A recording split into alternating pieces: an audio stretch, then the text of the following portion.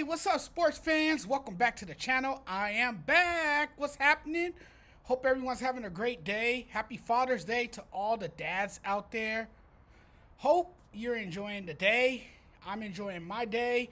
Game 5 of the NBA Finals is tomorrow night. I was at my high school class reunion on Friday during Game 4.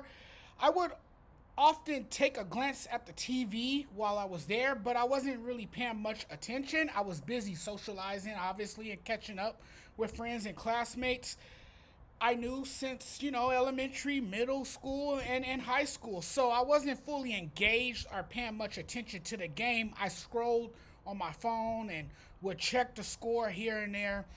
When I did look up at the TV to check the score where we were, I saw that Dallas had 50 and Boston had just 25 in the second quarter. So I really wasn't missing much because it was a blowout.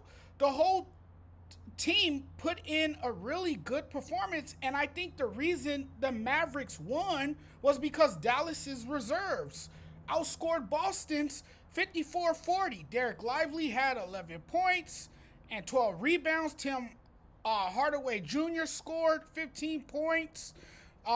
You got a collective effort from everybody. And as we know, those who watch basketball, we know that basketball is a game of runs, right? It's a game of runs. And that's what you saw, particularly in Game 4. Dallas used a 40-14 run over the first and second quarters to get that 50-25 lead early. It took a 61-35 lead into halftime and then extended its advantage to 88-52 with 3:18 left in the third quarter. I can't believe how they did Boston. Like, Boston didn't really have that same energy or that urgency that we've seen from them. This is a team that played with a lot of poise. But I can't say that I'm not really that surprised, only because Boston has a tendency to be up and down. Sometimes it's like when you're watching a Boston Celtics game, it's like riding an emotional roller coaster ride, right? You don't know what you're going to get from them, even though they can put it together consistently. I know coming into that game, they had quite a bit of wins. They hadn't lost. I don't know what the streak was, but I know they had a winning streak in the playoffs or something like that. And in the closeout game, the toughest one, that's always the toughest one to get, they couldn't put Dallas away. Dallas came out like I said they needed to. They came out with a high level of intensity. They came out swinging early. They came out aggressively, and they needed to. They knew that they had to attack early and often, and they did that. And so it was a collective effort from Dallas. But do you think Dallas can do it 3 more times? Do you think Dallas has it in them to make this series interesting? Do you think they can finally put it together? Do you think they finally hit the switch? And now this is a momentum builder for them? This is something that they can take into the next game? The Mavs avoided a sweep, but they still have a steep climb. No team down 3-0 in 156 instances has won a series, and just 4 teams in that circumstance have forced a Game 7 in NBA history. So, it's a tall order for them. But I know they still believe. And the longer you leave the door open for the opposing team, if you're Boston, that's not good. Because every time that the opposing team wins, that gives them a little bit more momentum, and that gives them a sense of belief that they can come back and beat you. I'm pretty sure now Boston, yes, they still have they still know that they just need 1 game, but at the same time, Dallas now has a little bit more momentum, and they're feeling that they can beat you if they keep up this formula that they used or committed to in Game 4. Who knows what can happen?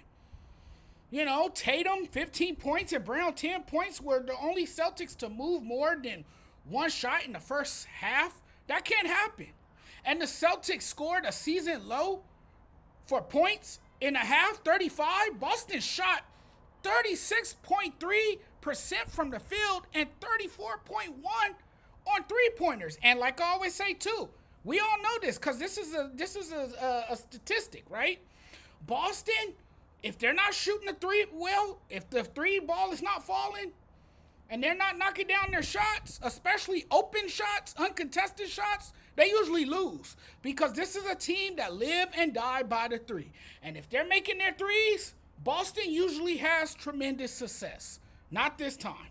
Boston shot the ball extremely poorly. It was a dismal performance by Boston.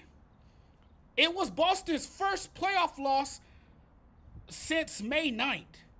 And see, I was right. They were on a winning streak. It ended their 10-game winning streak. It was also their lowest scoring game and worst margin of defeat this season. So the Celtics have another chance. They have a chance to close out this series at home in Game 5 Monday. You know, and a lot of people are saying, well, this series is rigged. They really could have beat them if they wanted to, that they could have closed out the series. Oh, they just want to come back home and win it there. That's too risky. You close it out wherever you have to close out a series because anything can happen. A player can go down with an injury. You know, anything can happen in a series. And if longer you let a team hang around, anything goes in a best-of-7 series. You know, and do they know who they're playing against? Luka? Do they know if Kyrie Irving gets going, that can change the whole personality of the series? I'm just saying, Boston gotta do what they've been doing early in the series. You know, and Boston, man, to me, they're just a more complete team. I've talked about that. They have more depth. They have size. They have the size advantage. They have a different player that can show up every night, and that just was it right there. Nobody showed up. Nobody showed up. Nobody couldn't hit their shots. Nobody showed up. Now, if everybody showed up and they were hitting their shots collectively, then yes, they could have swept the Mavs. Now they got to try it again in Game 5 on Monday night. We'll see what happened. We'll see what happened. But, you know, if the Mavs win this next game, man, that just leaves the door open. And now suddenly they have hope. And we could possibly witness the greatest comeback in NBA Finals history. That would be utterly insane.